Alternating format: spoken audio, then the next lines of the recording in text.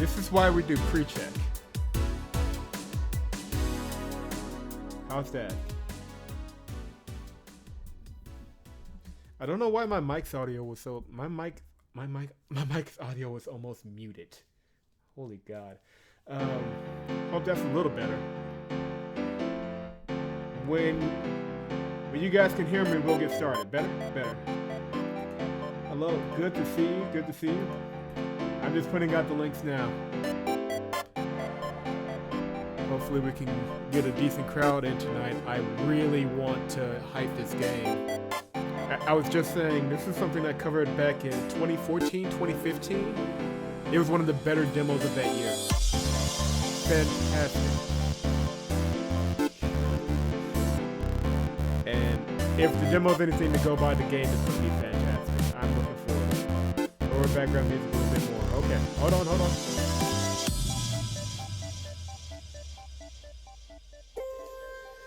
Slowly but surely, we're getting the streaming thing right.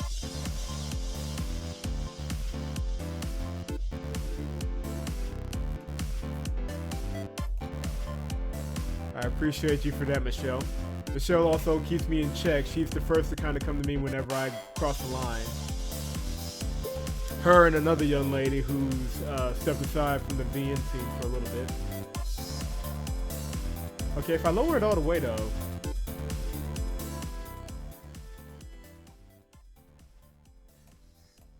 Like, I don't want it to be too low, and we'll double check it in a bit. Hold on, let me go invade some chat rooms right quick.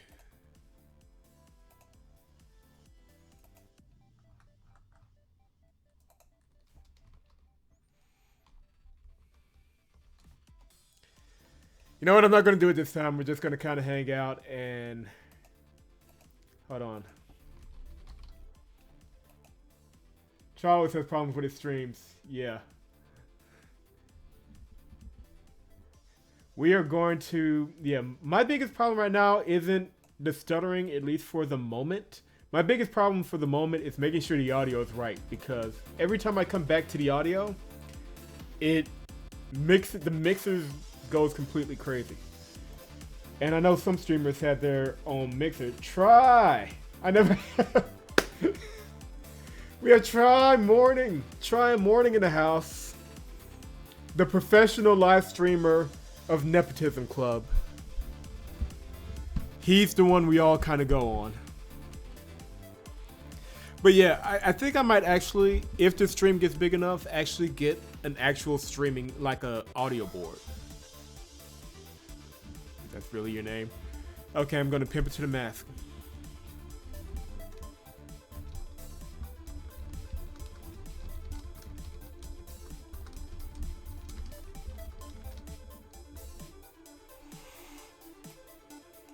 I'm actually, and as I said, I'm very, very, very excited to be bringing this one to you guys.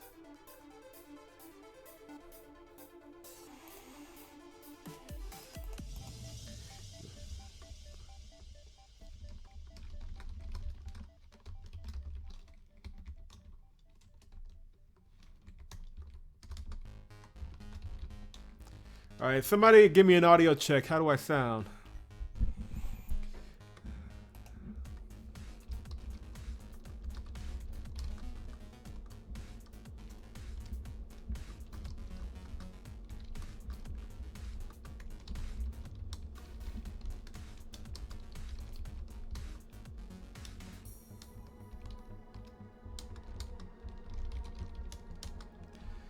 See, I'm doing good this... There we go. Spam a little more, spam a little more. I sound good? Great. Okay. I just got one more channel of mine to spam. I'm trying not to invade Chris's live stream. I feel like I'm about to, though. Not live stream. I don't think he's live streaming yet. I don't think he has internet yet.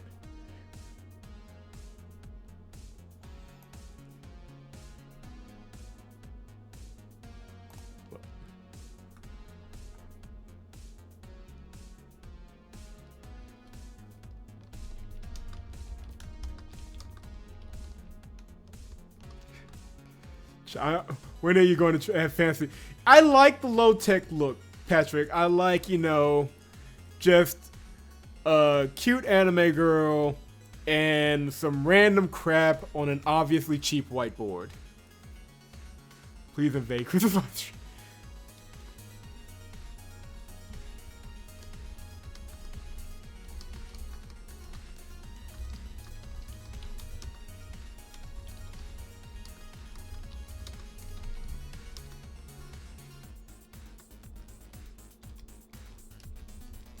Yeah, Chris is...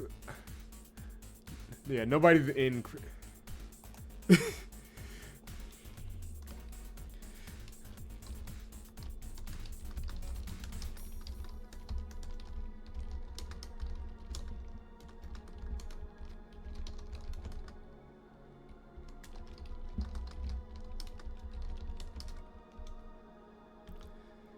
This is what I do. I invade. I don't have a Discord channel of my own. I invade other people's. Thanks. Understand. Oh, they're criticizing the layout. Yeah, eventually we're gonna get better cards. If like I'm add things like the chat on the side.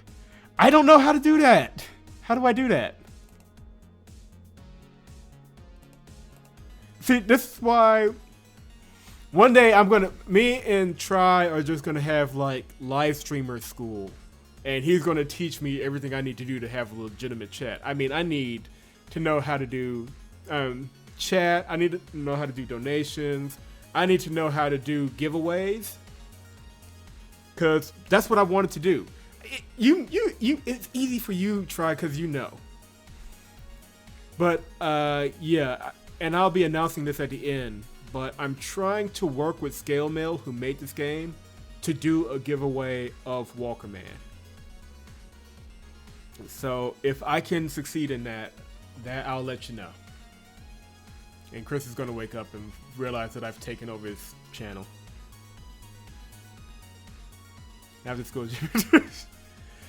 Well, I'm a student that listens. Think about it that way. Alright. If the audio's good, let me go ahead and pull it up. I believe we're done downloading. That's another thing. Try, you notice, did any of us do a Let's Play or a live stream or anything for Valhalla? Because I don't think we did, and that needs to happen because Valhalla's fantastic. It's okay, Chris is heavily in love. I hope you mean Patrick. I hope you mean Patrick, Michelle. Alright.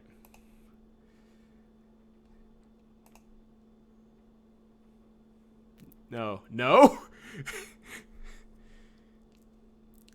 Chris is far too posh to have a crush or be in love with me. He is like proper posh. Where is this evidence that you speak of? That's what I want to know. Chat, does anybody notice evidence that he's talking about that Chris actually hates him?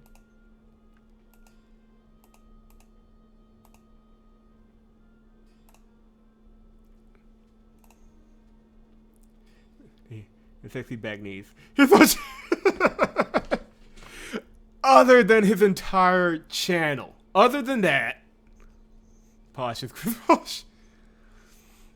Well, that's what we like to tell him to his face. He kind of insists on that. God, I'm going through the channels and stuff I promised to do. I have got a lot to do.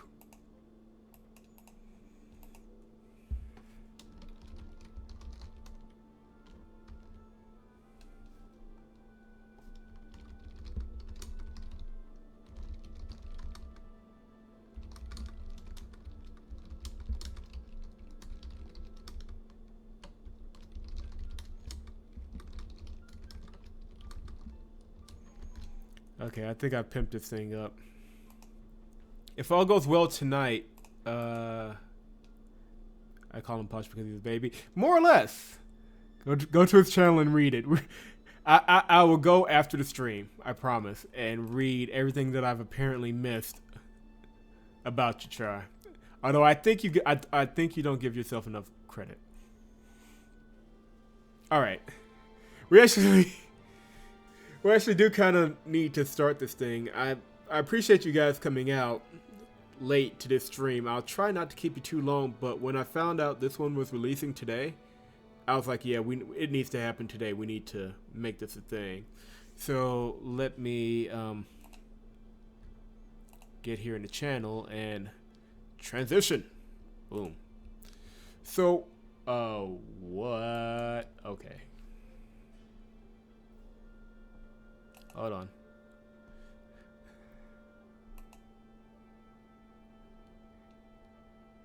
He said he hates me too. I didn't do anything wrong, okay? I don't know why he hates me.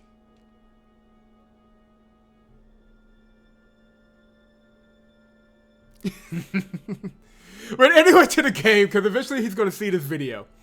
So Walkerman, I originally covered in maybe 2014, 2015, when they first released like the first hour of their prologue. It is, well, yeah, Civ 5, he wasn't very happy with us after Civ 5. That was a very embarrassing moment in the Chris Nation. We're talking about Chris and Aaron, for those who don't know. But I didn't even introduce myself to anybody who might be watching this later. I am JP the III. This is VNs Now. We're actually live streaming regularly now, like we actually know what we're doing. I'm kind of shocked as well. But we got Walkerman for you today. Literally just released this afternoon. I got the email for it, and I was like, yeah, we're going to play it tonight. I don't care what I have to do. And this is Act 1. I don't know if I'm going to do a full playthrough of it yet. Doesn't even introduce. See, I'm working on it, and I'm very excited about the game. My hope and my prayer is that the next time I come to you, it will be with a giveaway code to do a giveaway of this game. I still need to do that for Harold. Somebody remind me to do that later. But we're gonna kind of jump in here, because if I pay attention to chat, they're gonna have me joking about Chris and stuff all night, which isn't a bad way to go, but.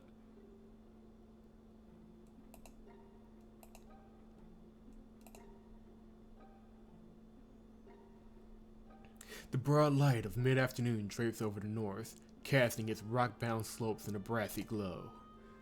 And nestled in their shadow, stretching up foothills and lapping at cliff sides, its old growth untouched by axe or spade, and now and then a birdsong warbles through the trees.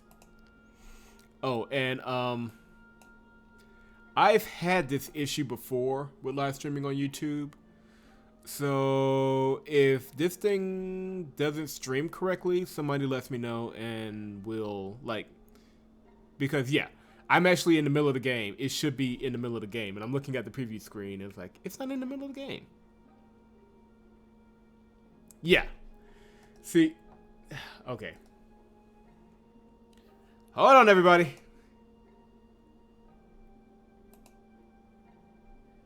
Yes, I want to quit. Lame. So that happened. Un momento, por favor. If you would like to keep talking crap about Chris in this quick break of us trying to figure out what's going on, you are more than welcome to.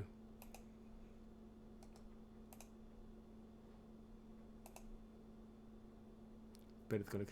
I refreshed twice. Yeah, I don't know if it's a YouTube thing or if it's a particular, because again, this is a game that I tested and it worked fine. So if it doesn't work again on YouTube, we are going to Twitch, because I know Twitch will work.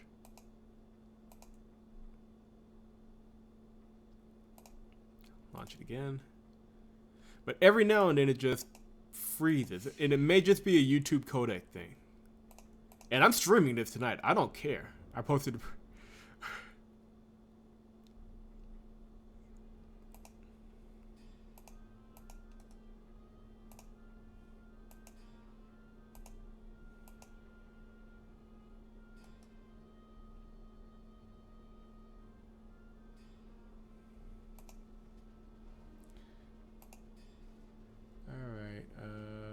Options, maybe if I got it out of that. and did that, and looped it around here. Maybe, just maybe.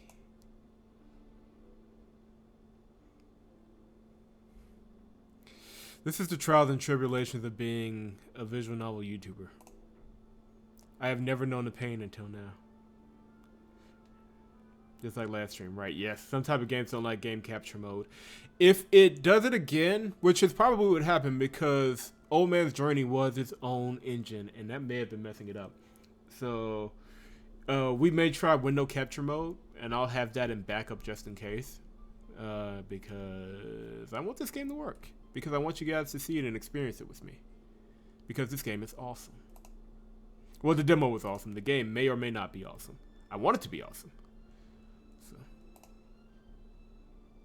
alright. Alright, does everybody see the mouse icon moving around the screen? We will continue when I'm sure that everybody sees this mouse icon.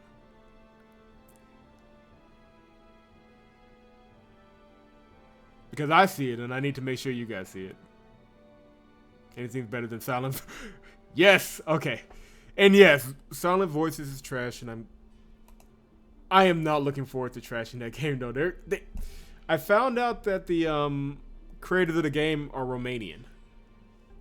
So, that was the accent we were all hearing. But that's another story for another day. Let's talk about Walkerman now.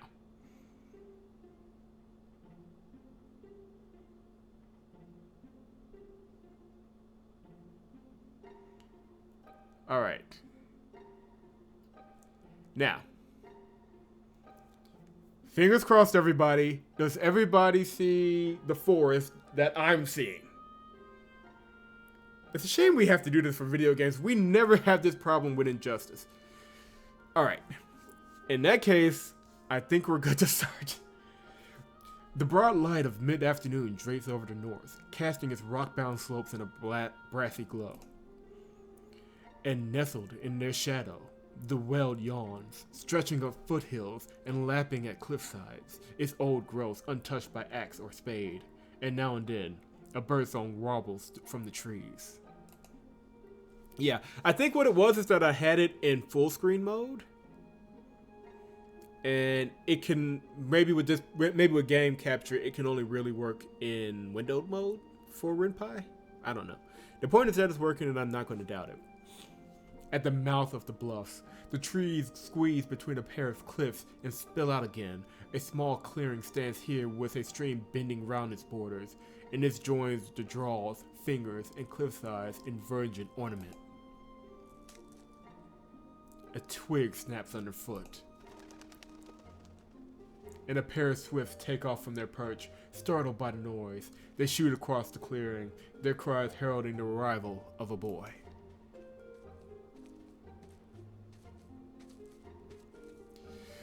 So, let's all just admit, no matter what happens in the rest of this game, at least the writer can write.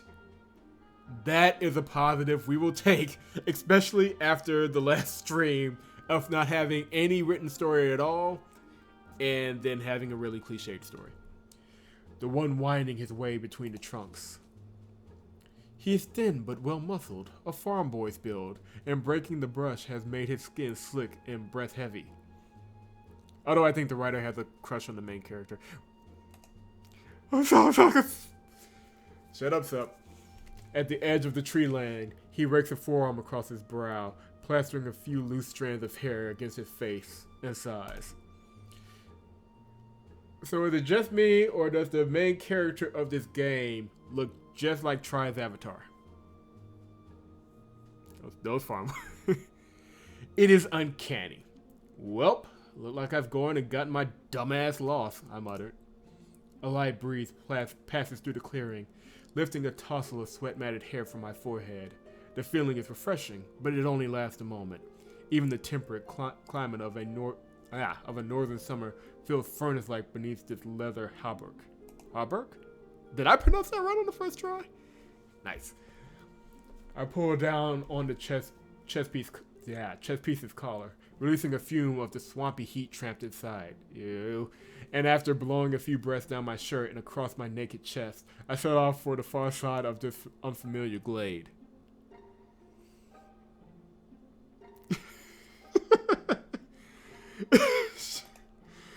This is... Chat, I don't think trying to do anything I think we're far behind trying. I really do. I think we left that a long time ago. But the way south is thick with a catch me kill me vines. The thorned creepers have draped themselves from trunk to trunk with an almost spider-like malevolence. Draped and defilade, I pick my way through. The going will be much slower now, thanks to these catch-me's. And the bite of their thorns reminds me that I'm a stranger in the world and unwanted here. This place is a memento from eons unwitnessed by man's eyes, nor named by his tongue, and it awaits a time when this will be true again. So, chat. Does the writer want to be intimate with the main character or the forest? Place your votes now, because I'm about to vote forest on this one. Over vine and under vine, I go twisting my way through, and I reckon I should have struck the coast by noon, but the sun is already sinking towards the horizon. Briefly, I considered turning back, but I doubt I could even find the homestead by now. I've probably just deviated a bit anyways. I do have a habit of letting my mind wander. Yeah, but it could well be both. And I've got a funny way of imagining things, I know. Now, this is where the game gets interesting. It's part visual novel, part board game. And it's about to kind of walk us through that, but this is where it'll kind of make or break it. Alright, Jorgen, let's run over this one more time. Dad retakes his position 20-some paces upfield. Okay, I'll click it. Okay, so it's going to explain it in a minute, but these items are important. So we got a chicken bone here, a silver coin, and a broken sword. Very important. It's going to come in handy. Check your inventory. Done. You got everything? Yeah, Dad. Alright then. Here I come, he announces. Throw one of them out and see what it does. Okay, so in the game, and again, it's going to explain some of this later, but each of these are important in different ways. So we'll let Chad have the first go. Should I throw out the burnt bone, the platinum coin, or the broken dagger? Which goes first? Why do I think everybody's going to say the burnt bone?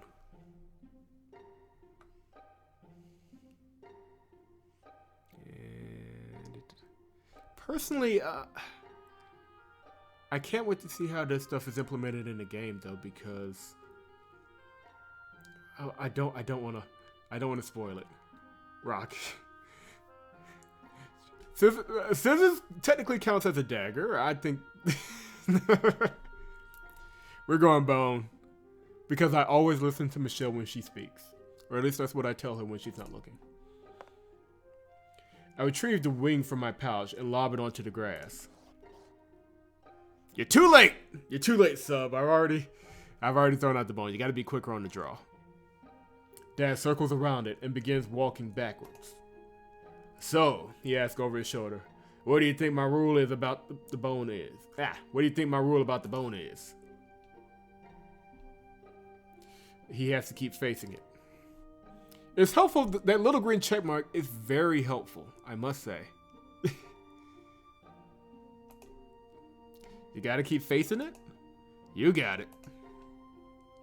But that alone ain't gonna stop me, is it?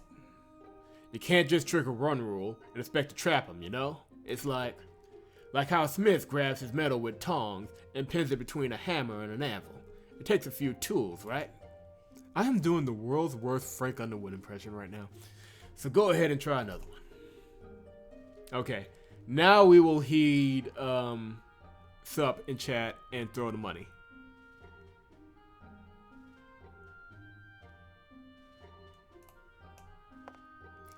It lands at his feet with a solid thud. That backs up a few more steps to plant a boot on the item, and he continues to awkwardly shuffle backwards, sliding it across the ground with his foot, until he trips over himself. Shit, he laughs. Well, you get the point, right? He hoists himself onto his feet with a grunt. Don't bother with the third item. I'll just tell you what I was going to do. I'd be facing towards the bone and trying to shuffle around with one foot on the coin and the other on the dagger. And I'd be having a hell of a time getting over here. And that's the way you want them, trapped in their rules like that.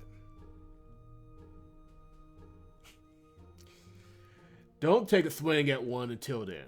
Mother of mercy, no. Not till it's so trapped up in rules that it can't even blow a fart at you. So yeah, this is where it gets interesting, and it'll build up hopefully in Act 1. But we have to find items to fight monsters that'll keep them from attacking us long enough to where we can safely kill them. Which is awesome! It never hurts to be too cautious. So don't start rushing things once you think you got the upper hand. A lot of new guys bite it like that, he says. Then his eyes trend upward, and for a moment I think I'm about to lose him to another one of his spells. But he collects himself, shaking off the memories like a wet dog, and continues. And if you want to manipulate rules, you're going to need items. But not just any items. You want ones with lots of properties. That's what triggers their rules. Everything has properties, Jorgen. Take these bones, for example. They got a couple. They're burnt, they're bones, they're from some kind of bird, and... well, we ain't got a clue what kind of bird they're from either. That's a property too, by the way. They can get kinda abstract. And not a lot of properties revolve around items either. They can be pretty much anything, from what you ate for breakfast to the color of your hair. Anyway, where was I? Oh yeah, the bones. One of my rules was that I'd have to keep facing towards burnt objects like those bones. So if you had another burnt item, like a used torch or something, that'll work just as well. And that's how rules work. Got it? Yes. If only to stop from going through the tutorial again. So to learn its rules, then look for items with those properties. Yep, you got it. Now, the coin and the dagger will both get the same kind of reaction from me. Namely, I'd have to keep a foot planted on each of them. So that means they share some kind of property, right? What property do you think they both got? Check your inventory again if you want. Okay, so I'm gonna go with platinum. Although they're both kind of useless. Men are killed for coin and by weapons. Is this sword platinum? You know, yeah, I'm gonna go platinum. Although the money question is a good point too. Both of them are full silver. Right. My rule is that I need to keep a foot planted on anything made of platinum. So, quick recap here. I needed to keep facing anything burned. I had to keep my foot on anything made of platinum too. And that was enough to hamstring me. But I wouldn't have a go at one if it was still shuffling around like that. You don't want it to be a fair fight. Trust me. He exhales slowly, flapping his lips like a horse. I'm not going to do that for you guys, but just assume that I'm doing that for benefits of keeping in character. Hopefully that at least gives you the general idea. But having the idea is one thing. Now the execution, that'll kill you. He laughs and I groan. At least there's only a few more days until I can get away from his sense of humor. Try. You cannot tell me that doesn't look like you. You cannot tell me that does not look like you. That is you to a T.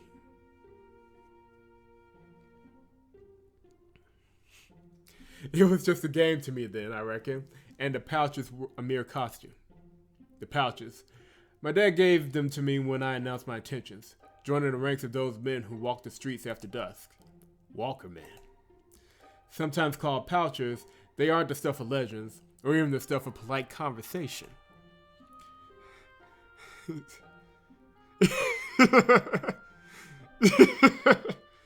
Whatever. But folks will pay good coin for someone who knows how to handle the night, even if they don't enjoy seeing him during the day. Because there's something else out there when the sun goes down. Something terrible. Beyond name, beyond mention, their existence is veiled by metaphor and followed swiftly by nervous token gestures. This trick etiquette coddles man's fragile mind. He can retreat indoors at dusk and pretend that there's nothing out there. But he knows why the night puts him to shivers. One morning, someone will be gone except for a pile of their clothes. That's all that's left when they're taken. And that's the only time anyone will go looking for a Walkerman. About to get some Monster 11? Oh! Well, only the most gentle form in the city of Midgard. But nobody wants to poucher around for a moment longer than it takes him to get the job done. The profession is an eyesore, a reminder of things better left ignored, and wicked rumors surround the walking trade. Alright, let's run it down. Start with the rumors. This world hides secrets, or rather man's mind refuses them. But if we can catch glimpses in the lone shadows of night, when even familiar locals seem alien, it's then that the eyes let slip, no longer cocksure of the world around them. And there are those that try to draw back the veil, and gaze upon the face man was not meant to see, to seek some benefit in it, some control, as if a fish could go to bait a hook. We find those people, we burn them. But given this trade's proximity to the weird, it's understandable that pouches might be suspected of some ulterior practices of their own. Because study leads to understanding, and understanding leads to temptation, and all of this stuff leads to the dark side. But I don't believe any of it, of course. People are always looking for a scapegoat, and Walkermen find themselves at blame for everything from silk children to bad harvests. Okay. Let me just save it right quick. We can do these next two questions, or I can figure out this stuff on my own. I'm partial to leaving it up to chat. It depends on how much you guys want to know about the world. That, and I really needed a quick sip of water. These are important features.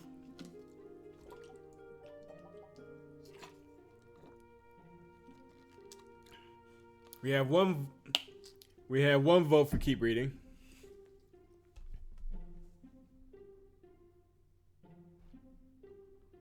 I'm gonna let Sub catch up because I know Sub is still catching up to the stream.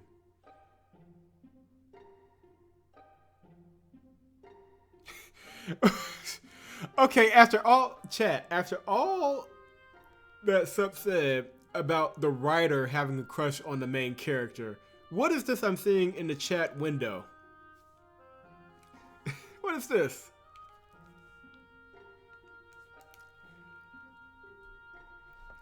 Okay, Sub is caught up. We're going to keep going. Why do this?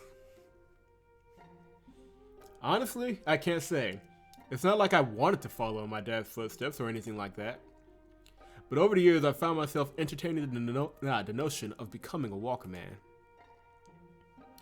Only slightly at first. I toyed with the idea.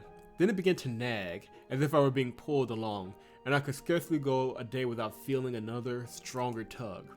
Eventually, I put common sense aside and capitulated to the idea.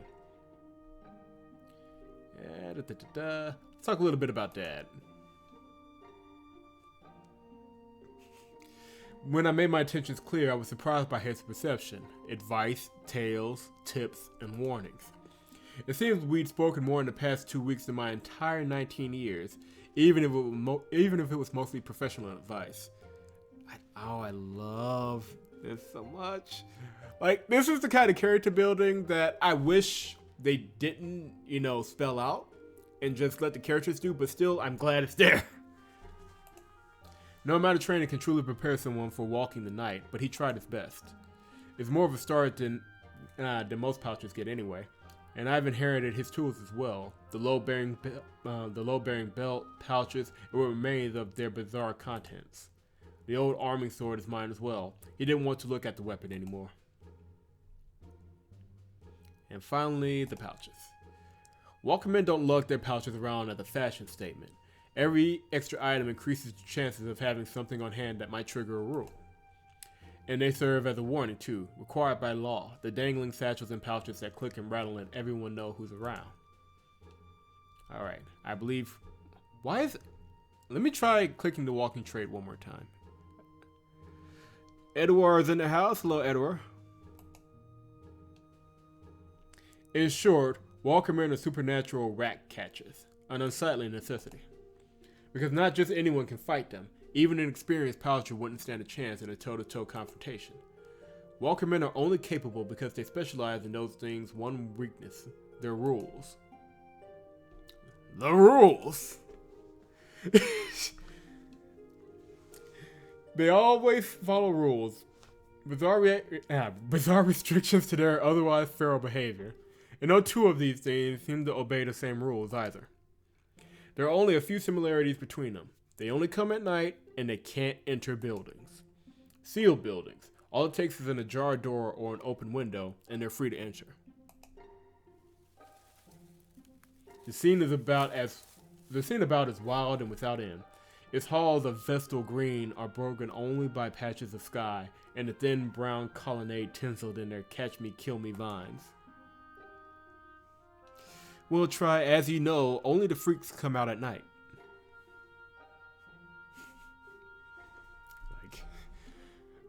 I bend forward, hiking my ruck higher onto my back and tightening the straps down.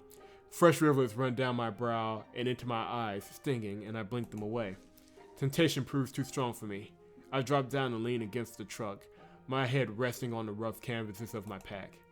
And as I lay here, I cannot help but remember those tall tales of men who lost themselves in the whale's belly and escaped only to discover the graves of their great-grandsons. Just a quick breather, I tell myself. Above, a break in the canopy provides a window to a lulling light. Visions of Wright rolled overhead, languid like drunks rambling home. I let my arms go limp against the forest floor and wonder at what kind of an error might have led me astray. This is a trip I've made several times before, after all. Dad wouldn't dare be seen by someone in Midgard, so I always make the jaunt alone when it came time to get supplies. He still had friends in the city-state back then, though there were fewer each time I visited. Once we became comfortable living off the homestead, however, my trips to Midgard ceased. Hunting, fishing, and gardening whiled the time away and put food on the table.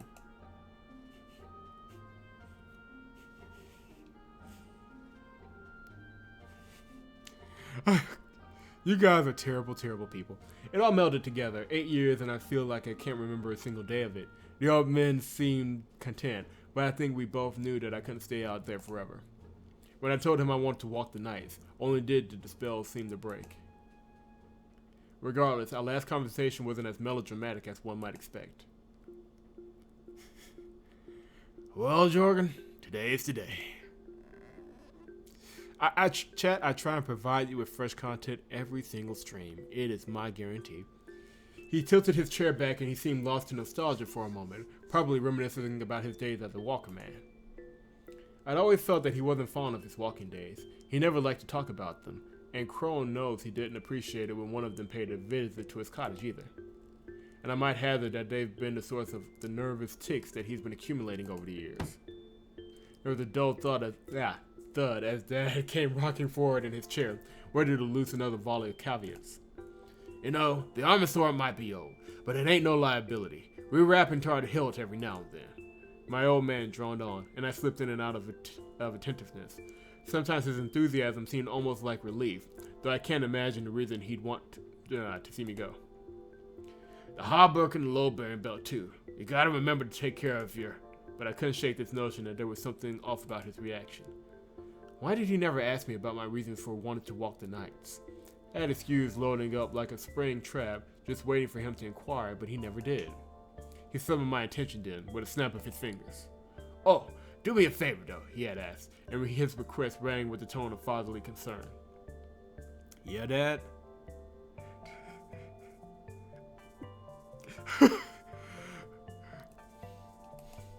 Don't get him...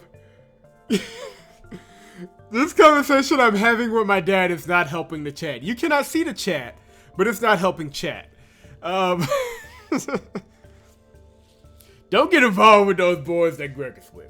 He weren't that bad of a kid, but they ain't the kind of company for an honest man to keep. I hadn't really given much thought up to that point as to what my cousin did in the city-state.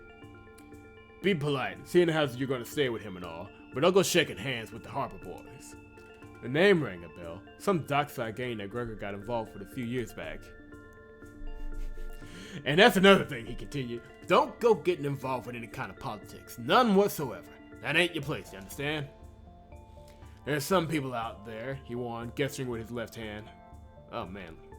Does that throw off anybody a chant that he just got a really gnarly hand? I don't know. And my eyes drew to the scar running the width of his palm. Catching my gaze, he retracted his hand and replaced it beneath the table. Well, let's just say tonight ain't the only thing you should be wary of. We sat in silence for a while, and though he still hid his hand, I could tell he was rubbing his thumb along that scar. The wound had refused to fade over the years, leaving a wicked track across his palm, and I think it served him as a constant reminder of our departure from the once great city-state. Midgard.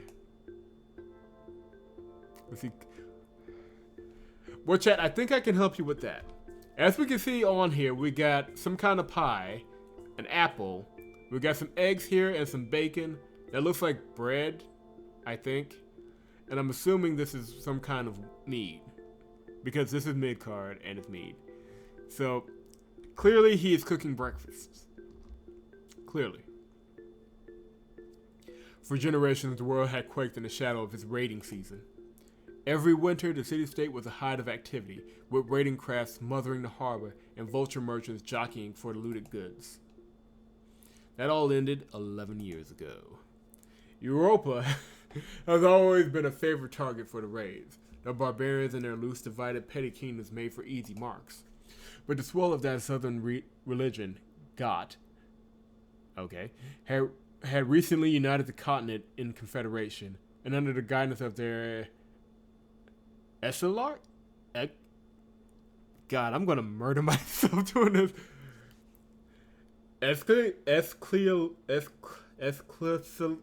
You know what? I can't even begin pronouncing this word. I know it's got to be the same as Esclatarian, but oh Lord, Ecclesiarchs? I'm going with Ecclesiarchs on this one.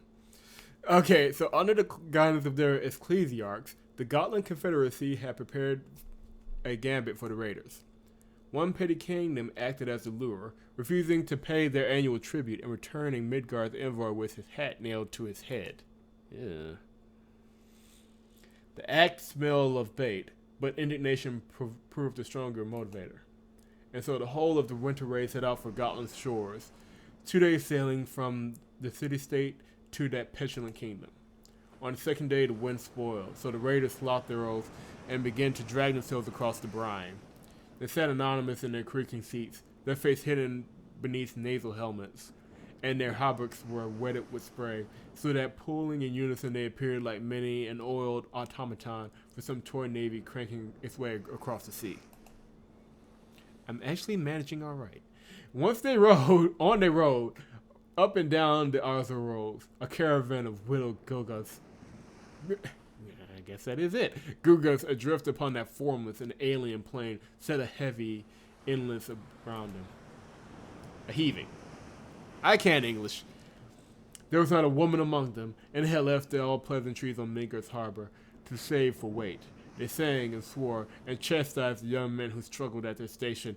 Shut up, sup. Their backs were accustomed to the labors of a raiding craft. Shut up, sup.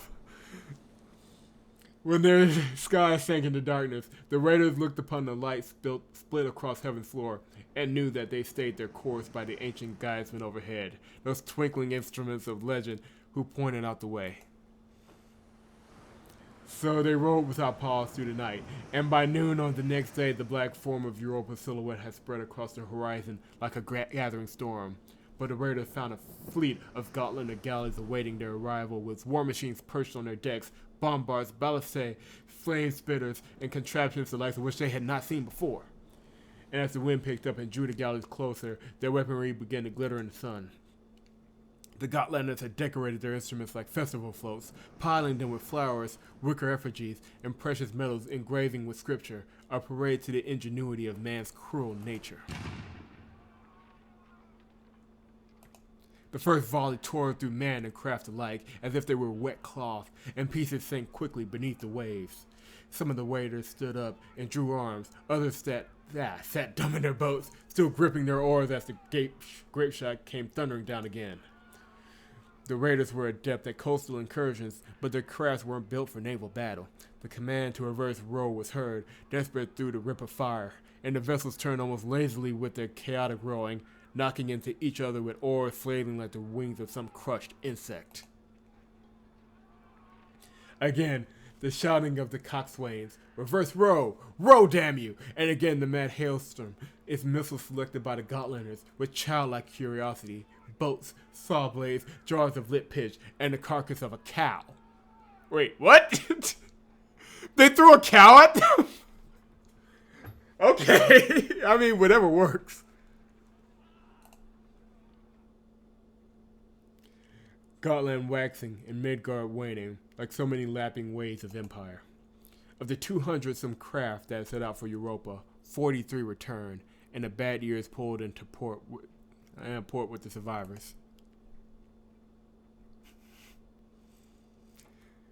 Can we just sit back and admire the fact that I think they threw a flaming cow at the people trying to invade them. Fortunately, the Gotlanders are fickle men and were unable to mount a siege of the city-state. Each petty king had the idea to raid his rival during the gambit, and the blockade eventually disbanded as the Gotlanders returned home to defend their holdings. But it was the last raid nonetheless. The vulture merchants abandoned Midgard to ply their trade elsewhere, and the city-state sank into a deep depression. There wasn't enough food to go around, and the streets were plagued by violence. The noble kind retreated into their quarters along with the guard corps, and previously small-time gangs swelled in the power vacuum. By the time we had to leave, it looked like the city-state was about to come apart at the seams. I tell you, as long-winded and flowery as this can be, it is a hell of a lot of fun to read. Dad sighed after a while, breaking the silence, and swiped his palms off on the edge of the table. Man, we're talking Earthworm Jim strategy though with the cows. Chat is obsessed with the cow. That's something out of Earthworm Jim. Well, daylight's a wasting. Okay, what happened to his dad? His head shrunk.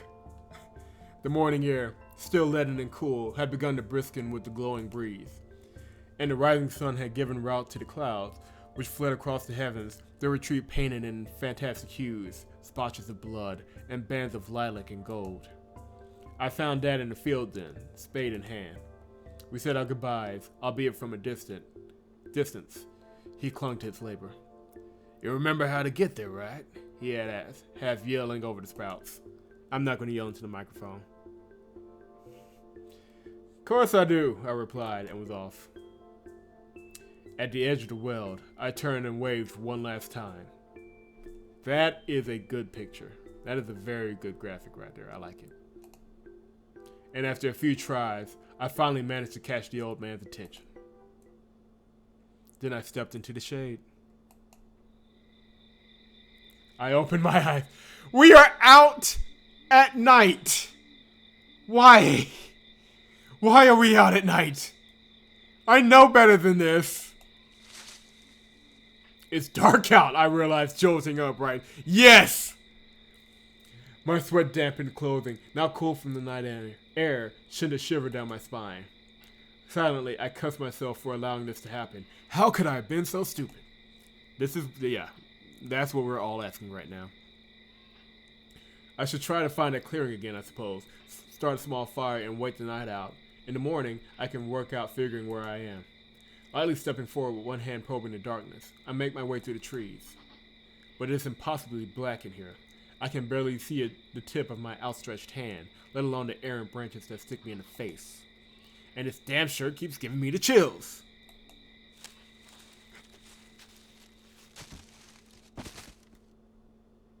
I let out a cry as I tripped over an exposed root, stumbling forward a few paces until I braced against a trunk. The noise thunders through the woods, and in its wake the chirps and coos of nighttime revelry cease. An ominous silence, as if the world itself had hitched its breath in anticipation. From somewhere, I hear a noise. Ahead and to the right. Again, a little closer now. Mother of mercy, let it be some doe or stag, or rabbit or boar, or anything but the thought that comes a-dancing through my imagination now. My hand. Was that a voice? Shakily, I draw a semicircle over my heart. Now, let me try and do this. My hand. Yes, it was. Thank the mother. Could it be someone else caught out in the night, this far away from civilization? Who's there? I called back, cupping a hand around my mouth. No reply. And are my ears playing tricks on me? Or did he say something about his hand? My hand, he moans again. Are you okay? Are you hurt? I asked loudly, and began picking my way through the dense undergrowth. An injury would explain. Okay, yeah, this guy's an idiot. This guy was trained by his father not to be out at night. He's in the darkest part of the forest, and he's like, oh, maybe it's just some random person walking through, injured. No. You don't want to know what Chet just asked me. An injury would explain why he's caught out in the night. From the slurred sound of his voice, he appears to be a bit delirious. He's a woodcutter or a hunter, probably. Hopefully he knows his way home and can point me to Midgard in the morning. A few paces further in the world, I can finally make out a vague silhouette of a man. Yes, you! Over here! I press towards him quickly, nearly tripping on another root in the process, and we come face to face. Jorgen, take my hand. My legs move on their own accord, spurred on by electric terror. Behind me, I can hear her giving chase, sprinting after me. The thought of defending myself flits briefly through my mind, but fear made me an imbecile. I can't think, can't formulate a plan. All I can do is run. In the dark, reaching shapes of trees whirl around me like a tempest, their branches gripping at my arms and whipping across my eyes. I snag and catch me head first, raking its thorns up my throat and across my face, but I manage to avoid getting tangled. And I break into the glade. On this open ground, I manage to pick up the pace, although my lungs feel like they're going to explode. A quick glance over my shoulder revealed the pinpoints of its eyes, clearly visible in the night, and getting closer. Close enough now for me to hear it calling. Jorgen, my hand. How can it speak? They're not supposed to speak. And how the hell does it know my name? The contents of my pack rattle violently as we cross the remainder of the clearing. I take a running leap and clear the small stream at the glade's perimeter. And I go crashing into the dense world on the other side. The brush is thick here. My retreat slows to a lurching, awkward stride as I attempt to clear the bars that ensnare me. My getaway is reduced to a series of trips and near falls. Yeah, our MC is really... Hold on, interesting question in chat. Is Jorgen pronounced like Jarl? That's a good question. I'm sticking with Jorgen for now, but for the next time I do this game, I'm going to look it up. I can tell it's getting snared too, by the sounds of it struggling through the vegetation a short distance behind me. Up ahead, the brush is thin enough for me to see the night sky. Maybe if I can get out of this patch quickly, I can outpace this thing on the other side. Oh, our protagonist continues to be oh so smart. This is gonna hurt. I let out a cuss and attempt to stop myself, but my ankle twists painfully on the dew slick grass. And down it goes. I feel for something to latch onto, some root of sapling, but catch nothing. Oh, this is gonna hurt. And so I somersault down the slope and onto the side of the ridge. Oof. I land on my elbows at the bottom. The frame of my pack kicks into the back of my head and it has me seeing stars. Now in a panic, I try and stand, but it's of no use. My ankle feels like it's broken. so I scurried forward on my hands and knees, hoping I might be able to hide in the thicket. Deeper into the brush, obscured by the undergrowth, I lay still in an attempt to gain some control over my ragged breathing. The sound of that thing picking its way down the slope is clear in the still of the night, and made thunderous by its portents. Portents? Portents. I reached for my sword, but it's not on my back anymore. It must have slipped from the scabbard when I took that tumble. Damn it! The sound of something awful draws closer. My heart knocks against my chest like a battering ram. It emerges from the darkness, somewhat human in appearance, but misshapen and wrong. Its long, spiny limbs probe the thicket around it, pulling aside branches and searching through the undergrowth. Faintly, I can hear my name being whispered as it searches for me. Jorgen? Jorgen! No, not like this, I pray. Don't let some hunter find a pair of clothing in the well and have that be the last anyone hears of me. The thing head swivels around in an unnatural fashion. At least for the moment, it seems to have lost me. Thank the mother, I exhale sharply. Too sharply. Oh, crap. As it crosses under a break in the canopy, its warped features are illuminated by the moonlight, and I can see it clearly for the first time. The long, gangly limbs, the black, oily skin, the bilious yellow eyes, and the awful grin, ear to ear. Yet somehow the expression seems emotionless. My hand, his voice comes again, guttural and strange. It takes a step forward, so I bolt from my hiding place. And now we're on the board. And I go reeling onto my feet like a mannequin wrenched from its strings, or by its strings. I know what I'm saying. I manage to limp away, although my ankle burns with each step. The thing clambers over a rotten log, and I turn to hastily fumble open my pouches. Oh god, my sword is right there! A rule. I need a rule. Oh crap.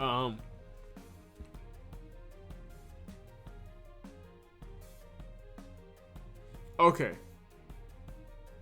Think. We're gonna try the bone first. I yank the bone out of his pouch, holding it aloft like a torch as I stumble backwards. To no effect. Damn it. Okay. Maybe I should save right quick just in case I do something stupid.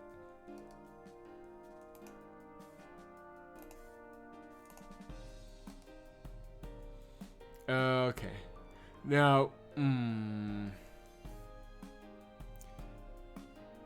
I have no idea how this works. Okay, so this is how it works. Yeah.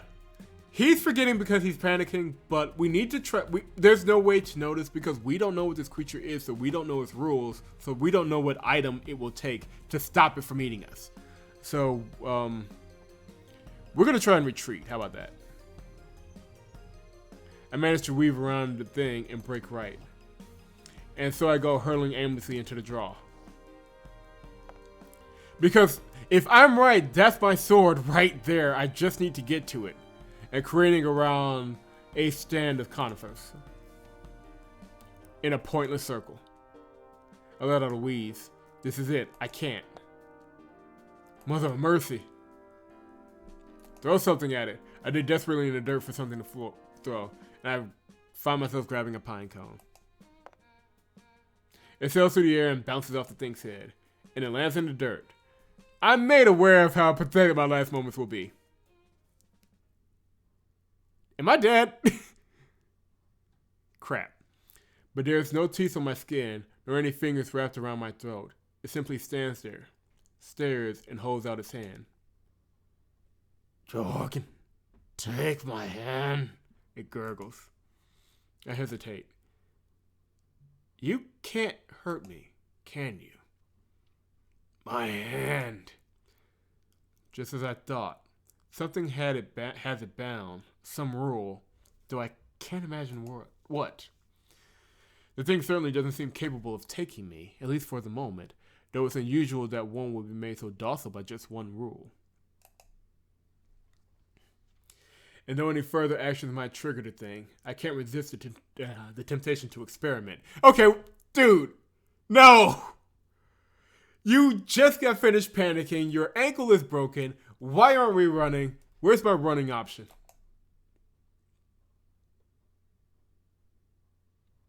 I have no running option. And I don't have a high five option either. I don't know how I feel about this. Okay, so we can attempt to communicate, or we can examine it. Now, examining it might mean touching it. And I gave our main character some credit for a little bit.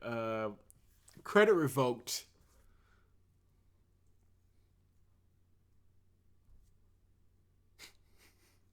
Again, for those watching after the stream, you do not want to know what my chat is saying.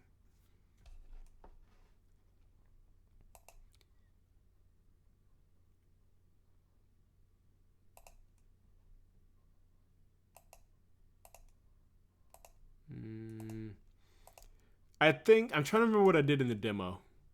In the demo, I believe I attempted communication. I don't remember how to, because it's been almost 2 years, I think, since I played the demo. So, I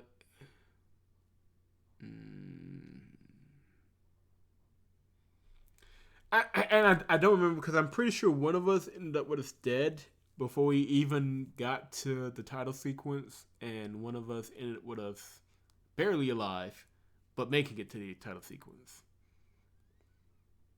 You know what? I'm going to try examine.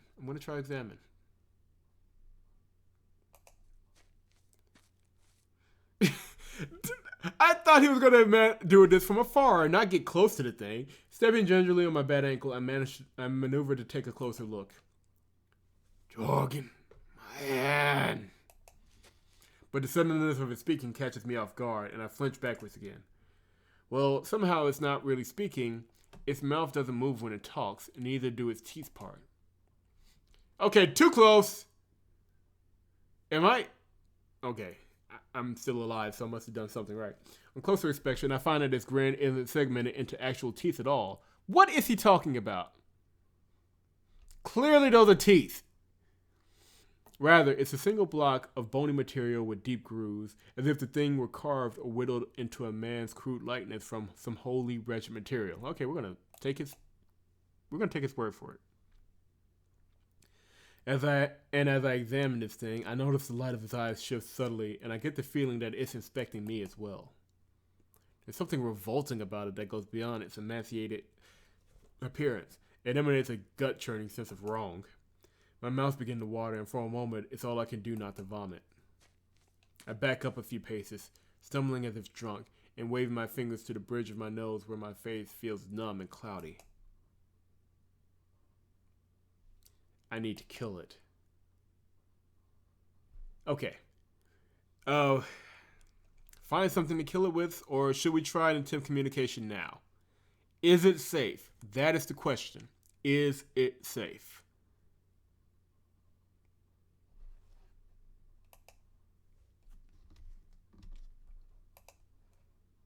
I don't like that the music just completely dropped down on it. It just doesn't help.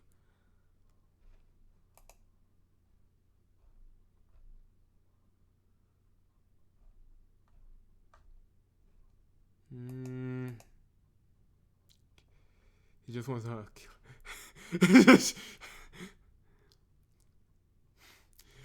Chad is going crazy. They want to see death, and so I will give them death. It doesn't look like the branches on these trees are thick enough to bludgeon it. They're more like switches and clubs. Maybe there's a good-sized rock around. There has to be something here I can use as a weapon. I just need to find it. It's right behind us! The glint of moonlight on Metro catches my eye, and my hand closes around something familiar. The hilt of the old arming sword. It must have fallen out of my scabbard when I was crawling. I run my thumb along the edges of the blade. Every storm cloud has a silver lining after all.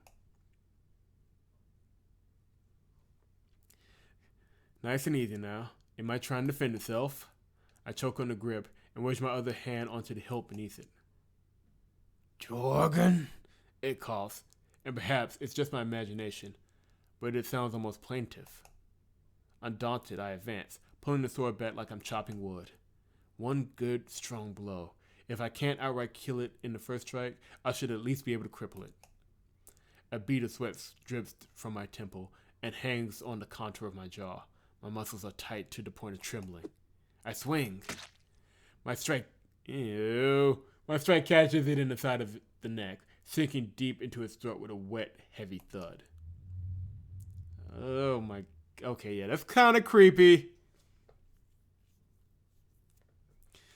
Its body melts like a candle as it takes the blow, drooping over and losing its shape. Startled, I throw my back against the tree trunk as the thing pulls onto the forest floor with one last moan. My hand. And with that, it disappears.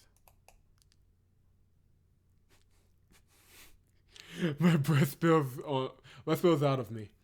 Only now can I feel the first droplets running down my face. Exhausted, I slide down the trunk. After a few attempts, I manage to slide my arming sword back into its scabbard. And I lie for a while in my bed of dirt and pine needles. Trying to stand proves difficult. I attempt to use an arm as an aid, but it might as well be made of jelly. And so I recline against the trunk, staring out into nothing and listening to the sound of my own breathing. I should get going, I yawn.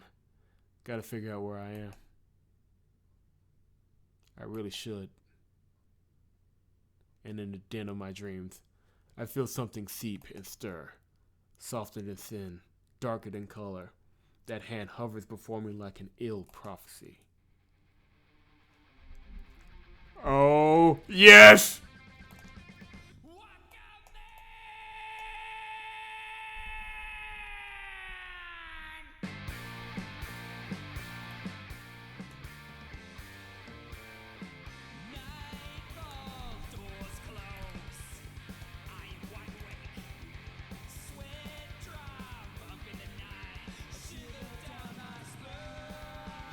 Excuse me, y'all. I'm kind of headbanging here for a sec.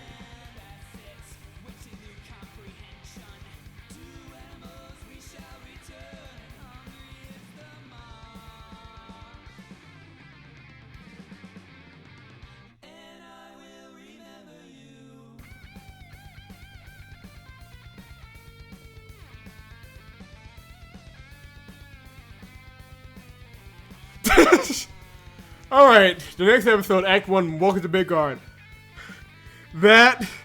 I'm sorry, I love music in EVNs, and I love the musicians we have now, but that is the most metal theme song we may ever get. That is amazing. Oh my god, I love that theme song. Let me save. I'm saving. Alright, hold on. Because I kind of turned it up a little bit.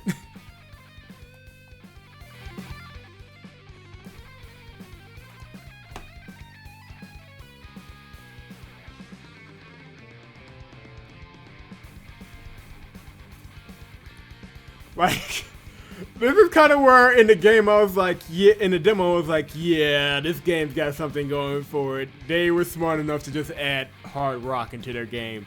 That is something that is worth noting. Okay, now.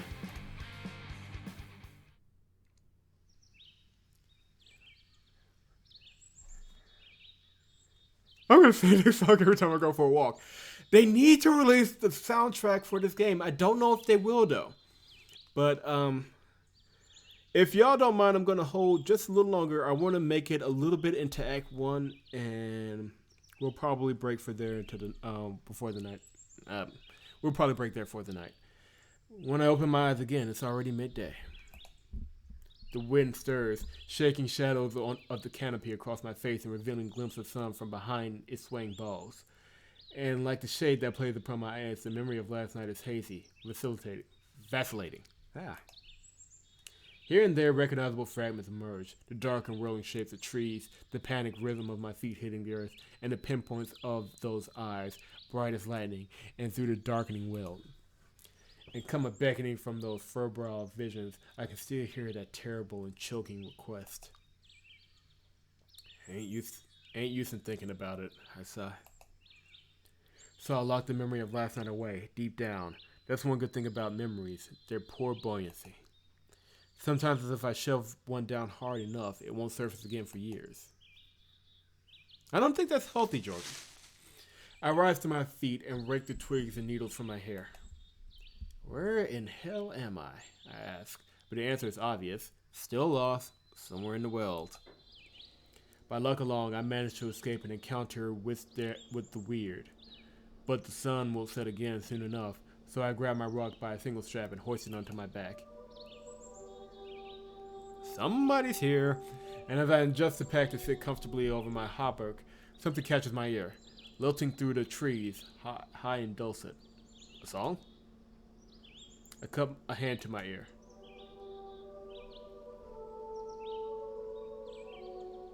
That's a woman's voice? Okay. Yep, that's definitely a woman's voice. Sounds like it's coming from that clearing atop a ridge. She better not be bathing, otherwise I may have to censor something right quick. We're gonna find out together, chat.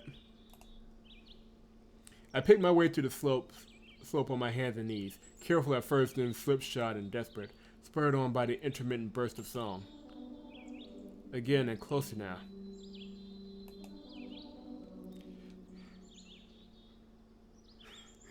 I creep hunchback through the trees, retracting my trail of torn brush to arrive at the side of a small stream. Oh, Lord. Well, I brought this upon myself. Oh, okay. It bends around the glazed perimeter and passes beneath a certain watcher's gaze. I part the rushes to get a better look at her.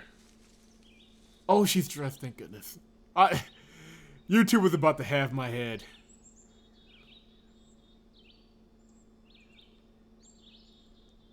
Excuse me.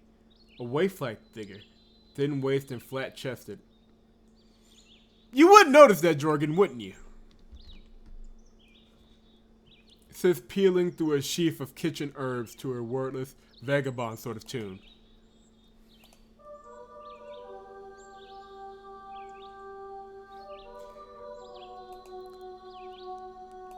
Chat, I want it for the record.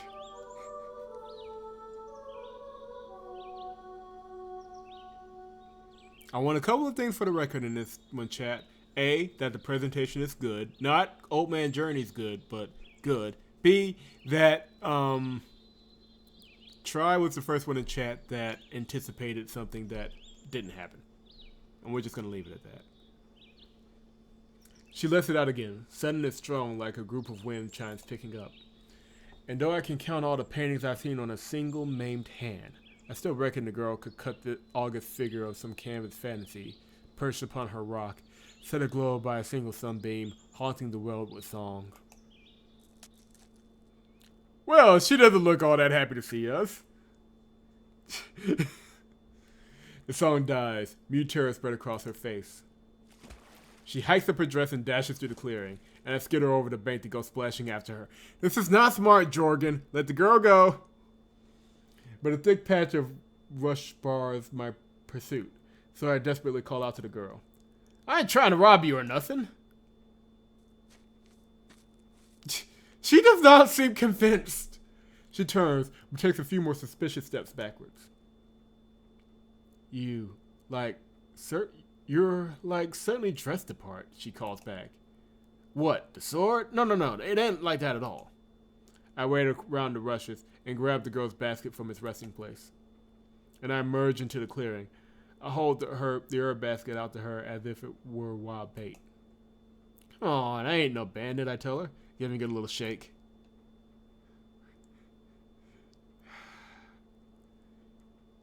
I don't know if we should be telling her this, but okay. I'm a Walkerman. Yep. Smooth, Jorgen. Real smooth. The girl startles again, her eyes darting to my pouches, and now occurs that the walking trade is only a few rungs up from Burgundy. Wait, come on, I ain't gonna hurt you. Thankfully, the girl doesn't try and make a break for it. She lets out an O and laughs. Sorry, for a moment there I thought. Oh, never mind. You got a name?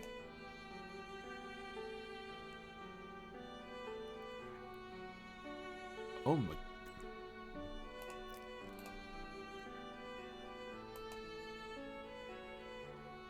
I like this music. Jorgen, I answered flatly as I crossed the remainder of the clearing. I always hated it when folks asked me for my name like that, like a stray dog.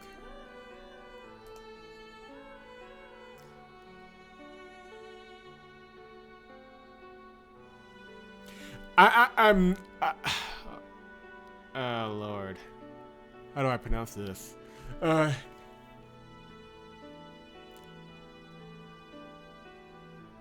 Saeed? I'm going with Saeed on this one. And I'm Saeed, she says, taking the basket from me. But like, what are you doing all the way out here in the wild, Pouch? Looking for the city-state. Saeed eyes me amusedly for a moment. You're lost. I ain't from around here, no. You're lost, she says again, and I can feel my cheeks begin to redden. Gonna help me or not?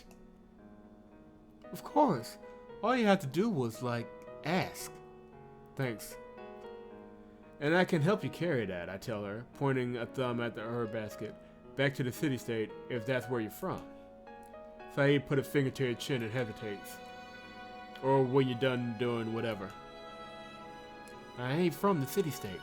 I can't do a female voice to save my life, and I'm a single man for it, so I can't get a girl to do it for me, so y'all are gonna just have to forgive me on that one.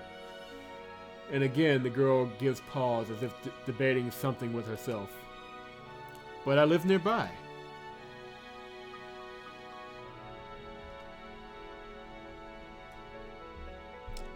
I assume you'll be, like, in the area for a while? Saeed asks idly as she navigates her dress through a hazard of catch-me's. It's him bundled in her white hands. I'll be walking the nights in Midgard from now on. I'm sure we run into each other again, she says with a hum. My arm's falling asleep, so I adjust myself, tossing the basket to my other hand. How much further is it? It's just up ahead. Actually, she says suddenly, stopping me with a hand and motioning for the basket. I'll, take it from here. Okay, she's like in a middle-aged country. She's clearly in the backwaters of some formerly important city-state. Why does she sound like she's from 2014? I don't know. I'm trying to kill her. We'll see what happens. Take it where, is what I'd like to ask, given the primeval scene ahead, but I bite my tongue. Your dad probably ain't keen on you bringing boys over, right? Saeed smirks, which I take as a yes. He's probably sick of him asking after you, I conclude, and then Riley asks her again for directions. You're like almost there. Just keep heading. Saeed places a hand on my shoulder and directs me about like some blindfold game. That way, and you can't miss it. Alright, thanks again.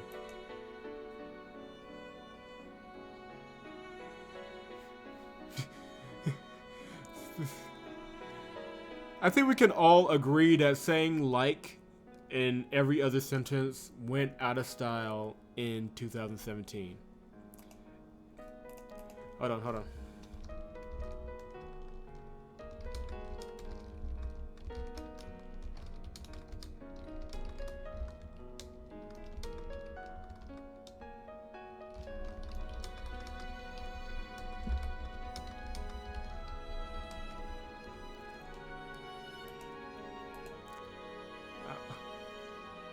Having a secret message. It's not all that secret. I just wanted to have that in posterity that the minute a girl comes into this game, the first thing Chats wants me to do is to kill her.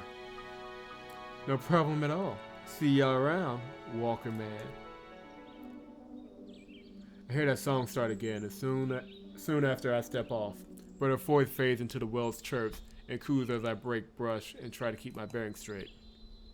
And for a while, I managed to delude myself into thinking that I had made a wonderful impression on the girl. But I can't shut out reality forever, and soon I'm cussing at myself for being such an awkward bastard. He's probably sick of him asking after you, I mutter, mocking the sound of my own voice.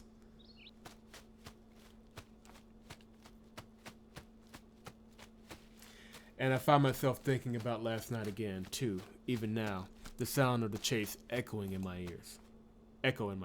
Ah, I was close. Stop thinking about that shit. The strong breeze hurtles through the world, shaking its conifers like a coughing fit, and another noise can be heard, too, lapping faintly over the sound of swaying treetops. A noise almost like waves crashing?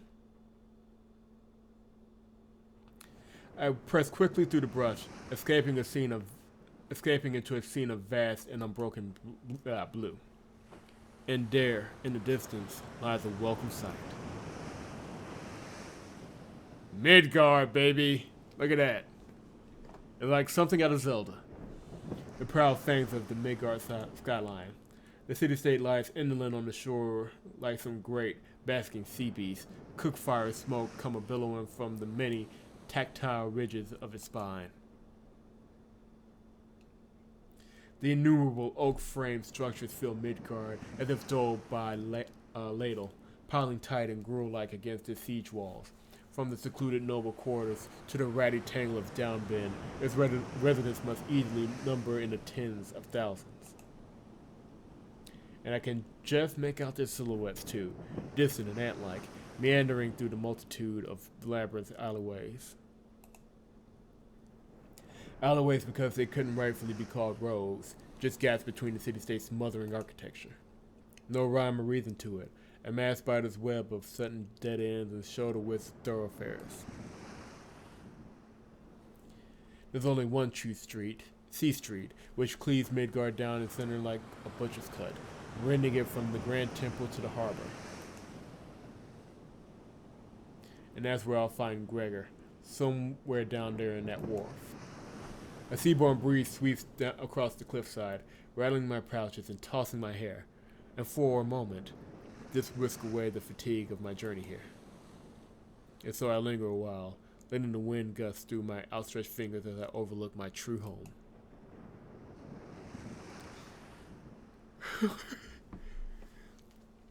Where privacy is an urban legend, and the alleyways become rivers of refuse when it rains. It's odd that Midgard would be such a lodestone to me. Crow knows I tried to forget so much of what happened here. Even now the sight of it threatens me with painful recollection. There's no direct route to the harbor from here, thanks to these cliffs. And so I traced down the contours in a long, uneventful trek to the siege wall. So yeah, we climbed all the way there just to get that view, just to walk back down. We are so SMRT. The nearest grade is rarely trafficked and faces an empty perimeter hacked out of the weld. Newer grows inches towards the masonry as if testing whether the guard corps are still diligent in their cutting. That guy just looks bored. Like, he's the first character we've met who's not actively doing anything. He's just kind of there. A lone boot is posted here, leaning idly on his halberd. Who goes there? Jorgen, I begin, but a voice interrupts loudly from the other side of the hatchway. It's halt! You say halt? Who goes there? Try it again, Private Harold. Aye, suit. Excuse me. Aye, sir, the boot calls back, and then again acts in a mechanical tone. Halt! Who goes there? That does look like Chris. So, we have Try in this game, and we have Chris in this game. If I show up, we officially have a problem. Jorgen, Walkerman. The hatch swings wide, revealing a portly captain. Walkerman from where? He asks, pushing past his subordinate. Friorsberger. Did I say that right on the first try? Like, I'm actually kind of killing it today with the weird, clearly Scandinavian names. And for a moment, I start to panic, remembering how that village lays in the opposite direction. The captain, however, doesn't seem to realize my mistake. Very well. Standing in Midgard, lone poucher? Yeah, I'll be walking the nights I'll be walking the nights here from now on. I'm an officer. Yes, sir. I'll be walking the nights here, sir. And I'm sure you came because you heard we're a bit sore for pouches at the moment. Yes, sir. Well, you won't be receiving any undue grief on the account of your trade here in Midgard. There's been trouble lately, and we need it all sorted out before the Solstice Festival. The cult will be happy to have another poucher around, at least until autumn. You'll still need to wear your pouches at all time, however, and don't go poking around before talking to the cult first. Understand? Yes, Try. Clearly that's Santa. Clearly. Santa and Chris guarding the city. Barely. They're trying their best. I nod and the captain smiles. Good. The law's the law, even in these troubled times. Now, do you have a residence yet? I consider lying again, but Gregor's name probably wouldn't cause me any trouble. I'll be staying with Gregor, the son of Olaf, sir. Olaf, he quoth. Why, that's me, Captain Olaf. Now, when did I get a son? Nobody else laughs. Private Harold coughs into his glove. Well, I don't know him at all, which is a good thing, mind you. But I still need to know where he lives and whom he serves. We're both under House Svarthik, sir. And I don't know where he's living at, but I was told to look for him in the harbor. Captain Olaf's jaw drops like a hangman. There's a problem, sir? He doesn't answer me immediately, instead looking me up and down for a moment. If this city-state didn't eat pouches, I'd turn you away. Sir? Don't worry about it. He turns and motions offhandedly to Private Harold. Let him through!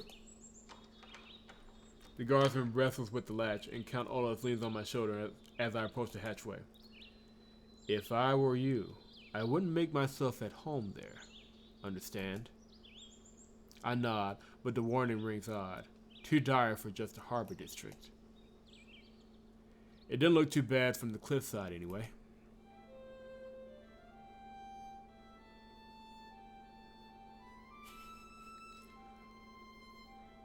Is there any reason... Oh my god, this music. Midgard welcomes me home with a running dropkick. Dogs bark, children scream, laundry is beaten, and donkeys bray under the cracking of whips as their wains rattle down the path ahead. Passing beneath the windows send a shaking from some married couple's screaming match. The beating of the city's heart is made a deafening boom by my years in quiet solitude. That's an incredibly odd sound choice. Like, of all the choices here, that one's yeah.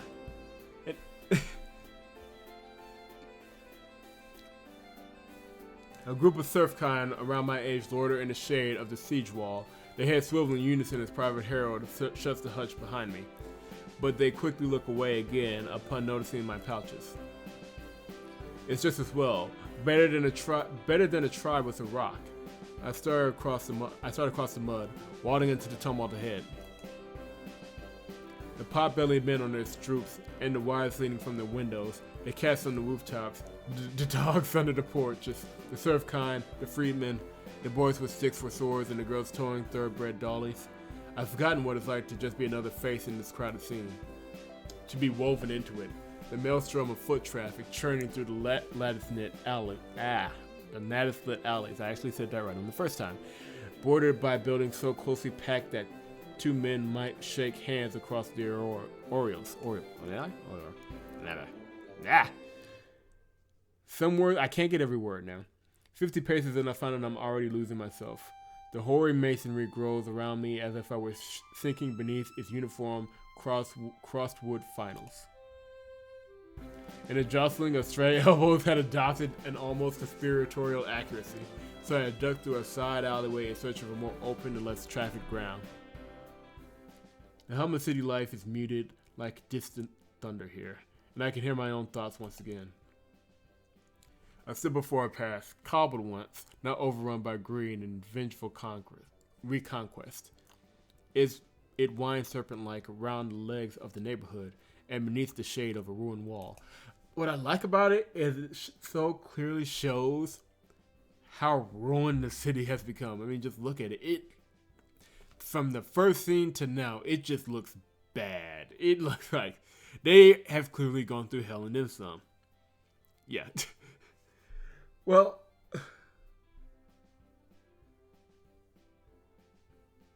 trying to, excuse me, I'm catching up with chat.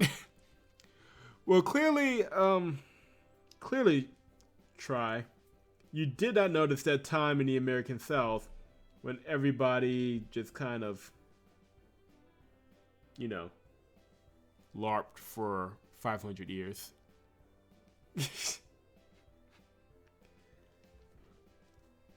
As tempted as I am to mock the scene any further, I'm going to keep going. The walls. Midgard was once embroidered with them. There are remnants of the city-state's origins as a naval fortress, and their crumbling skeletons can still be found skulking through the back alleyways, peeking over the rooftops here and there. And I'll actually have to look into this song, but there's a long, sordid history behind the jaunty tune you're hearing now for Midgard. But like anything else, it's tied to something older, and, you know, I don't want to knock history just because one group of people decided to be assholes. I followed the path to a fork and take a right, but soon found myself faced with a dead end and am forced to double back the other way. Yeah, that's a little bit more appropriate. Don't get lost again, I have warned, have pled with myself. The view ahead is one of despondence, and a typical backdrop to the theatrics of Midgard's inner-city life. Wilted structures crouch refugee-like amongst the weeds, ruins in all but name. The only living thing in sight is a lone soul fresh from the mud. She calls to bark at me, as if having adopted the mantle of a guard dog. Ignoring her, I dodge about from wall to wall, gazing upwards in search for the sun, or some landmark by which to align myself. And I find that I am near the base of the Alchemist Tower. Its horn point roughly north to south, if I remember correctly. Before I can get my bearings, I'm startled by a voice. "The hell's he doing?" it asked. A group of men have gathered on a nearby porch, and I catch a fragment of the response. "Pouches." The soul barks again. Some of the men start down the porch steps. And so I take off, ducking under the branches of a dwarf tree and hurrying past any broken wall. Despite the captain's line about not receiving any undue grief on account of my trade, nobody likes seeing a Walkerman in the daytime. Well, look at this pleasant fellow. I'm sure he's just going to be a bunch of help. Excuse me, Raider, can you help me? Well, except for him, I guess. Even at this distance, I can smell the ale rank on his breath. I keep my eyes pointed forward and ignore him. "Please, Raider, I need help. My father was a freeman, but he got sick and I ain't got no coin left. Any spare coin, even just 1 copper to help me get back to the boat." "Raider?" A bony hand grasps my elbows, but I flinch away, and a drunk lets out a ragged, angry breath as I leave him behind. "Look out! There's a poucher walking around!"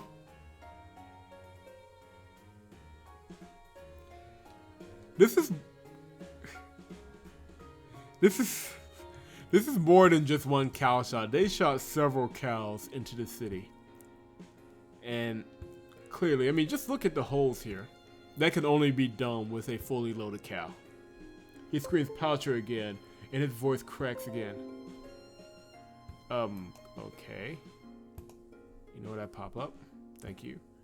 Thankfully, the degenerate doesn't follow me. And it's a small wonder why. The way ahead is littered with trash. Its air rendling with the smell of chamber pots empty from the windows above. Now, this is the kind of stuff that reminds me of, like, Game of Thrones. Where it's not pretty. Like, the way the medieval life isn't pleasant at all. Except if you're rich. Like, if you're like in Flea Bottom or something. This is like Flea Bottom. It's just wretched. Oddly enough, clotheslines are also hung wherever space allows, some dipping haphazardly close to the filthy ground. I pass under a dripping pair of drawers in search of an exit, and peek down the sideway. Here, a parish of wrath have gathered around some putrid form as if mourning for it. I'm not sure what it is. Something with 4 legs. Its attendants scatter upon noticing my arrival. I draw my shirt over my nose and try to breathe through my mouth. It's not very effective. And that looks like a dead end anyways. Further down the alley, I cross paths with a stray. A lone bitch with a mottled snout digging through the refuse. She snuffles the air for a moment, looks this way with her muzzle full of trash, and retreats into a hole in the foundation. I continue on, sidling along the wall and hopping over the dung. The stray watches from the shade with her dull eyes.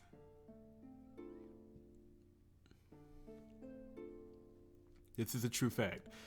Chat just reminded me that no matter how rich you are, you have to poop in a bucket. This is an absolutely true fact. Eventually, and thankfully, I find an outlet at the alley's end. So, very quickly, one of the things about the game that the prologue and the build-up material, promotional material promise, is this sort of thing, where you as a Walkerman, you deal with the rich and the poor in every stretch of society, and it's not trying to make some real grand point, I think. It's just, yeah, this entire society relies on you, even though you're kind of the garbage man of the society, so kind of like current day life in a lot of ways. It comes out alongside a squat stone wall lined by the kiosk of Freeman merchants. This is North Market, I'm sure of it. The layout has changed, but it's unmistakable. Even now I can picture myself hanging off Dad's leg and gazing lonely at the foodstuff. And I find that a communal has been set up in the market center. The smell of it cooking is tempting, but communals are run by freemen, and that means coin has to change hands. My stomach grumbles, reminding me that I haven't eaten since yesterday. I got some coppers, enough to last me until I can find my feet in the city-state anyways. One paid lunch wouldn't hurt. I spy an empty seat next to a shaggy-haired youth attacking a bowl of soup. Which in a moment, the freeman running the communal shouts over his cauldron. I dump my pack beside me and hook a leg through its straps, just in case anyone tries to grab it. And tries to sneak a glance into the I try to sneak a glance into the boy's bowl to see what the soup is, but he catches my gaze. Okay, so Jorgen may not be try. This is try. Yeah, we're about to spend all of our money, I'm convinced. It's herring. Well, greens and broth mostly, he says in a well-to-do freeman's accent. Hard G's and placid drawl. Still pretty good for 2 coppers, though. I feel through my coin pouch and place a pair on the table. You a poucher? He asks nonchalantly, still combing through the broth with his spoon. Yeah. The other freeman set a bowl before me and scrapes my coins off the table and into his palm. Where you from? Fjordsburger. Oh, they growing big in Fjordsburger. Yes, this nerd. What's that? I said they growing big in Fjordsburger. Sure do.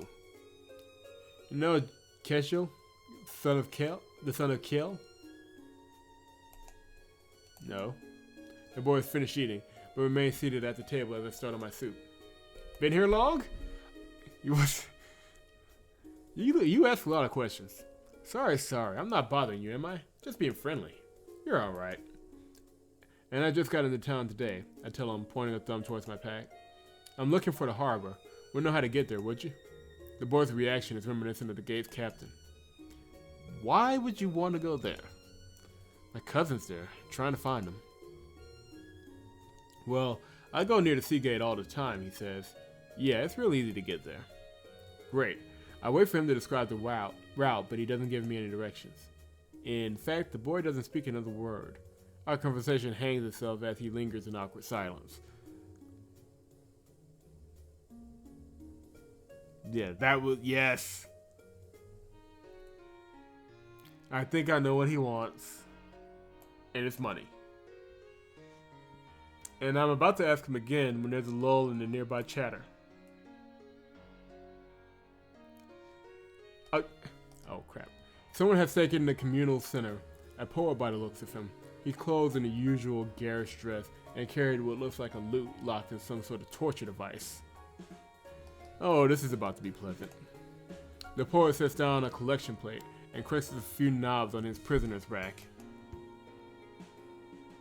It begins in the usual fashion, with a call to the maiden and a description of the poem's circumstances.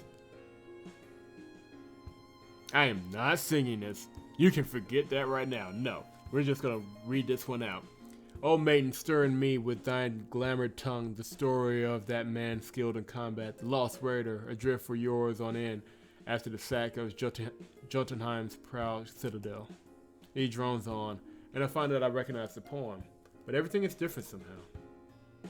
Hey, I get that boy's attention again. What's this? No, Jesus. Dinlangareathen?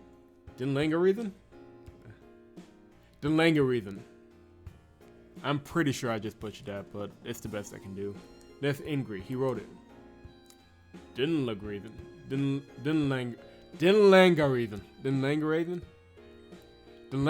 is hundreds of years old. I meant this rendition. He's putting his own spin on it, of course. Not that he's the only poet doing that. They all put some kind of angle in their readings nowadays. Ingrid's the best though. He fits good advice for Freeman's business in all his poems. And he's not that bad with a hurdy-gurdy neither. I reckon the boy must be grabbing my oar. Ingrid is getting to the meat of the poem now. The Lost Raider's craft has washed ashore on the islands of pirates. He needs to steal a sail from the Pirates King's fortress, gaining entry by hiding his crew in casks of oil. And lo, Ingrid abandons the classical tongue and continues in common.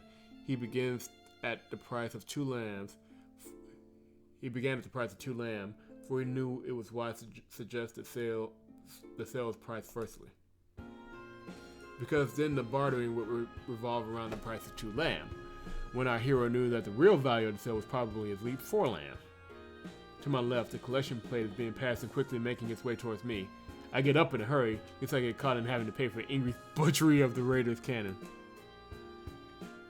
The boy pushes away from the table as I grab my gear. Going to the harbor? Tell you what, why don't I take you there? For nothing. Don't worry about it. The name's Bor. Yeah, we're going with Bor. Bor, by the way, he says and extends a hand.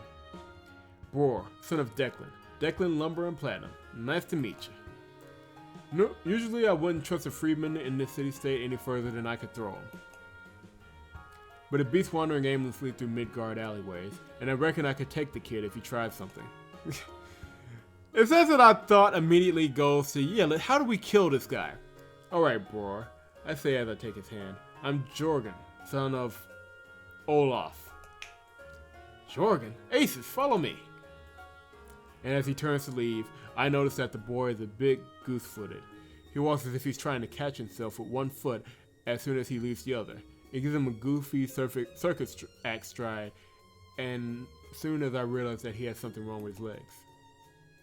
I take another glance downward as I try to catch up to him. It's probably the rickets.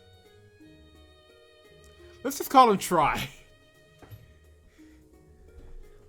I'm all for that nickname. It's like Ogu Pigu. It works in every context. We take a byway to that alley as I was following earlier. The one shaded by ruined walls. It's not that far, actually. This curves around to C Street, Midgard's main road. You can take that all the way to the Sea Gate. Yeah, I know. Right. But Midgard's layout can get confusing for out-of-towners. There's a lot of dead ends, and you can wind up in some pretty shady areas if you're not careful. We pass a side alley where a circle of men are shooting dice. Their heads turn as we pass. This ain't shady?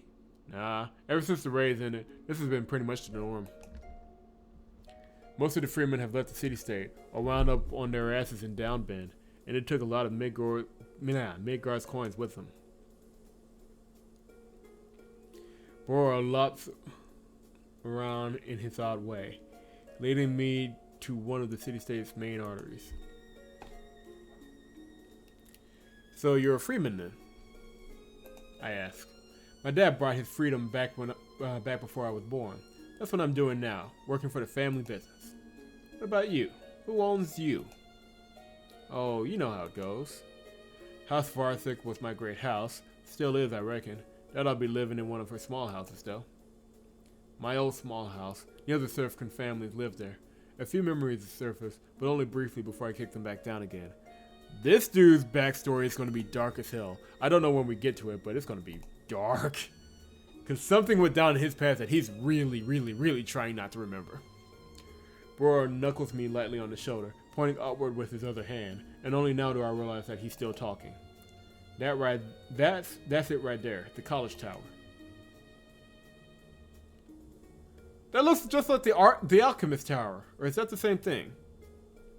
I follow his finger towards the whole spire that dominates Midgard skyline. You mean the alchemist tower? No, hasn't been called that in years. Not after the pogrom. Pogrom? Pogrom? He echoes.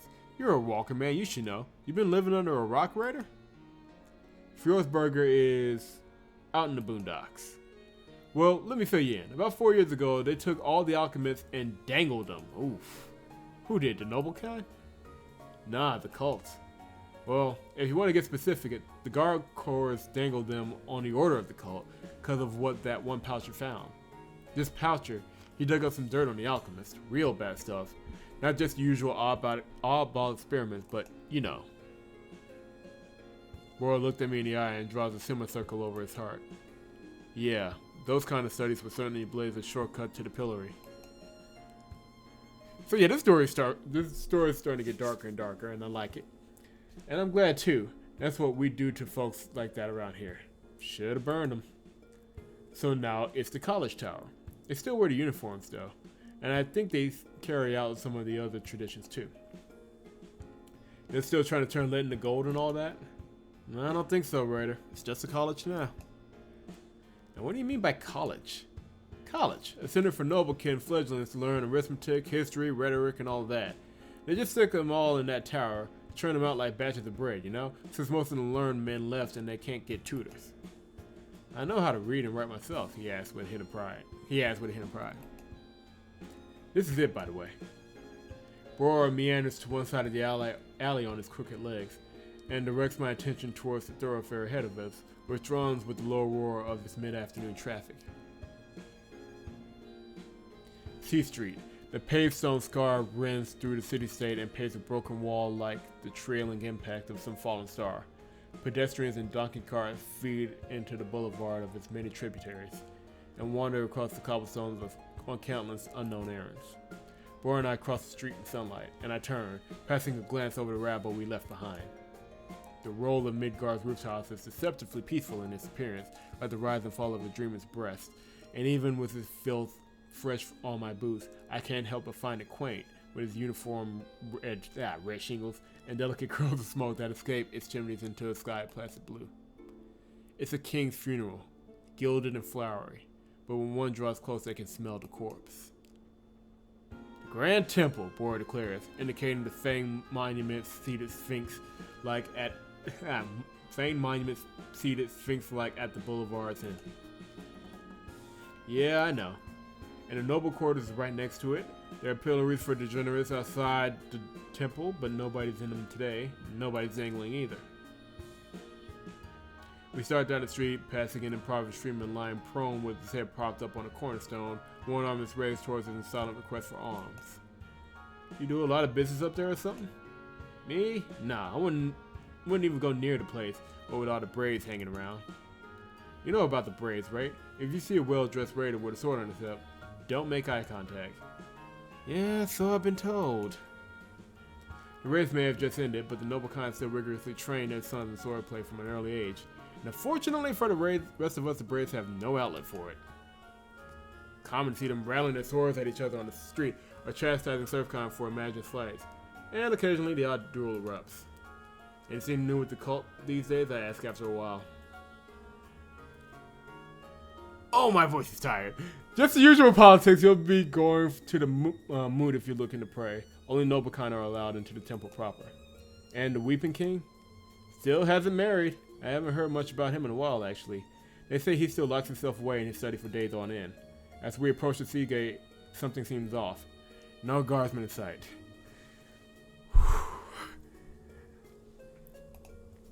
They don't post a watch here? Who, the guard corps? Nah, they gave up on policing the place years ago. Okay. I'm calling it here. Just because I'm out of breath. Because that was a lot more dialogue than I expected. I'm going to save it right now. But so far... we're going to quit. But so far, that's Walkerman. Woo! That was... oh, yeah, we're going to put a pin in it for now. A lot more rating than I expected. It can be a little long-winded, but I'm loving the lore. I like the dialogue. I love the characters. The art is good. The music is great.